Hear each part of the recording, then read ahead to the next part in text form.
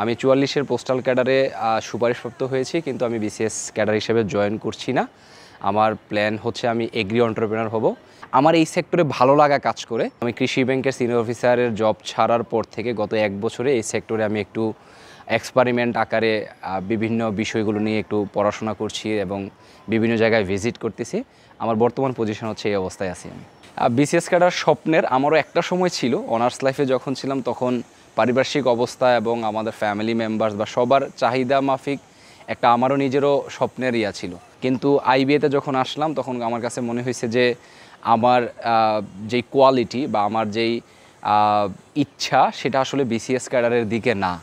আমি এন্টারপ্রেনারের দিকে আমার ঝোঁকটা অনেক বেশি। আমার লিডারশিপ স্কিল আমার কাছে মনে হয়েছে আমার ভালো। সো এই কারণে আমার কাছে একটা সময় পড়েছে বিসিএসের চেয়ে বেটার কিছু আমি অর্জন করতে পারবো আমার লাইফে। আমি ওই বিসিএসের প্ল্যান থেকে সরে আসি এবং এন্টারপ্রেনারশিপের দিকে আমার প্ল্যানটা আস্তে আস্তে রেডি করতে থাকি আর কি। আসলে একটা সময় বললাম যে আমার ক্রেজ ছিল বিসিএসের। সো তখন কিন্তু বিসিএসের একটা ছোটোখাটো প্রিপারেশন হয়েছে। যেমন আমি 44 বিসিএস কিন্তু আজ থেকে 5 বছর 4 বছরের বেশি সময় আগের ইয়া।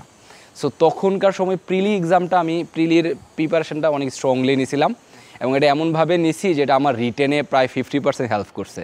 এটা একটা। আর অনার্স লাইফে আমি ফিলোসফি ডিপার্টমেন্টে যখন ছিলাম তখন বিতার্কিক ছিলাম এবং অনার্স লাইফ থেকে ইংলিশ স্পিকিং ট্রেনিং করাই, আইবিএতে আসার কারণে আরও কিছু স্কিল বাড়ছে। সব কিছু মিলিয়ে আসলে আমার অনেক বেশি প্রিপারেশান নেওয়া লাগছে, ব্যাপারটা এমন না। আমি 44-এর রিটেনের মাঝপথ থেকে আসলে আমি আমার যে জার্নিটার অন্যদিকে শিফট করে নিয়ে যাই, অর্থাৎ এন্টারপ্রেনারশিপের দিকে প্ল্যান করি। তো যেহেতু আমি প্রিলি তখনকার টিকে গেছি এবং মোটামুটি একটা পড়াশোনা আছে, তাই ভাবলাম রিটেন দেই। সো রিটেন দিলাম। সর্বশেষ আসলে ভাইবা দিতে চাই নাই, বাট আমার কাছে মনে হয়েছে যে আমি যদি ভাইবা দিই এবং ক্যাডার হই, জয়েন না করলেও আমি এইটা আমার প্রোফাইলে আমি ব্যবহার করতে পারবো, যাতে করে আমাদের যেই বিসিএস কেন্দ্রিক পার্সপেক্টিভ যে আপনি ক্যাডার হইলে কোয়ালিফাইড, আদারওয়াইজ আপনার কোয়ালিটি নাই, এটা গ্রামের দিকে একটা প্রচলন আছে বা কমন পিপলদের মধ্যে একটা প্রচলন আছে। আমি তাদেরকে আন্ডারমাইন করছি না, বিসিএস ক্যাডারদেরও মেধা আছে, বাট সবার মাঝে একটা পার্সপেক্টিভ হচ্ছে যে আপনি বিসিএসে কোয়ালিফাইড মানেই হচ্ছে আপনার কোয়ালিটি আছে, আদারওয়াইজ নাই।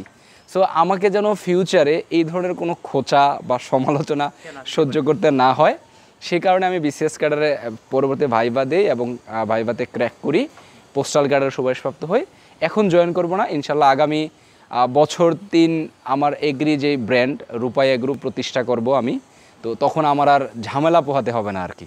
আমি কৃষি ব্যাংকের সিনিয়র অফিসারের চাকরি ছাড়ছি আজ থেকে প্রায় 1 বছরের একটু বেশি সময়, কিন্তু আমি এন্টারপ্রেনারশিপের দিকে কিন্তু গত 3 বছর ধরে। আমার অনলাইনে একটা পরিচিতি আছে, আমার জয়েন ইংলিশ নামে প্রতিষ্ঠান আছে, যেখানে লাখখানেকের বেশি শিক্ষার্থী আমার থেকে কিছু নিচ্ছে, হ্যাঁ, সেটা ইংলিশ রিলেটেড। কেউ আইএলস, কেউ ব্যাংক বিসিএস, কেউ ফ্রিল্যান্সিং, কেউ অফিসিয়াল পারপাস, নানা পারপাসে আমার কাছ থেকে ইংলিশ শিখতেছে। সো আমি গত 3 বছর ধরে আমার একটা প্যাসিভ ইনকাম বলেন বা একটা সাইড ইনকামের রাস্তা আমি তৈরি করছি, যাতে করে আমি যদি এগ্রি এন্টারপ্রেনার দিকে যাই, আমার ওই ব্র্যান্ড দাঁড় করাতে কমপক্ষে 3 থেকে 5 বছর লাগতে পারে। আমি যেন টেনশন ফ্রিভাবে এই জায়গায় আমি এফোর্ট দিতে পারি, সময় দিতে পারি। ইভেন গত 1 বছর সময় আমি দেশের বিভিন্ন জায়গায় বিভিন্ন প্রজেক্ট ভিজিট করছি এবং 6 থেকে 8 মাসের বেশি সময় ধরে আমি ফান্ড কালেকশান প্লাস হচ্ছে জমি খোঁজার জন্য বিভিন্ন জায়গায় ছোটাছুটি করতেছি। এখানে আমার একটা টাকা বা খরচ হচ্ছে, এটা মূলত আমার জয়েন ইংলিশ থেকে আমার স্টুডেন্টদের মাধ্যমে আমি একটা সাপোর্ট পাচ্ছি। সো আমার প্রবলেম হচ্ছে না, আমি বেশ ভালোভাবেই আমার কাজগুলো চালাইতে পারতেছি। বাট এগ্রিকালচারের যেই ব্র্যান্ড, এটার জন্য আমার লাগবে হচ্ছে ফান্ডিং প্লাস হচ্ছে জমি, যেটা নিয়ে আমি এখন কাজ করছি।